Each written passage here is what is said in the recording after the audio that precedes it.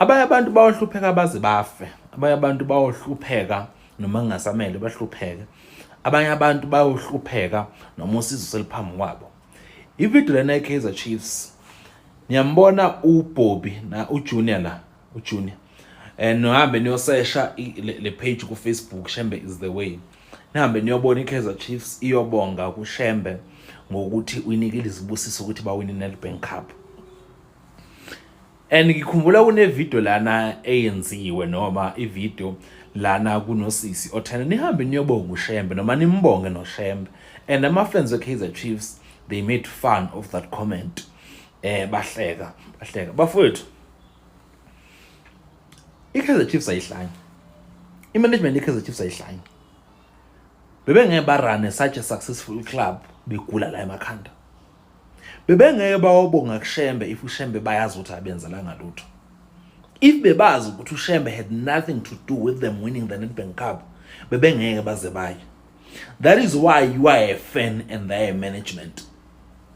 Because iqiniso bayalazi.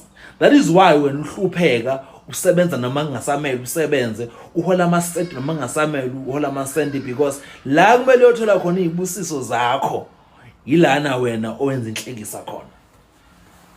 Ayihlanyi iKaizer Chiefs.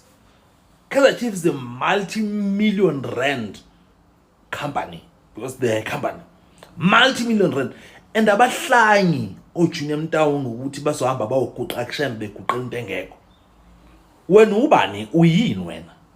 Wena uyini wena? Njengoba uhlala emqashweni ka one room nje. Bese uthi uShembe ayikho lento kaShembe, ungasitshela ngoShembe ini. Njengoba unezikweletu ngawo uma ubona number 031 noma 011 usabe nokuyibamba. Sitshela ukuthi ayikho lento kaShembe. Hey nina. Nohlupha yanze nife nina. Nina nohlupha yanze nife. Ngitshela. Angisho futhi ukuthi uShembe wenzani ukuthi ube rich noma uShembe uyithikithi lelotho noma uShembe uyithikithi lakho lokuphuma enhluphekweni. But ngithi mina labantu abakhulu kangaka abahamba baye kuShembe, wena ubona ukuthi ungcono nalabo bantu. Ubona ukuthi labantu bayahlanya. Lani nje benamabhizinisi benezimali ezingaka bagula right wena. Ayisho ukuthi uShembe uyithikithi lokuphuma enhluphekweni. Angisho lokho. But ngithi mina abantu bayalazi iqiniso, futhi iqiniso liyohleli livela.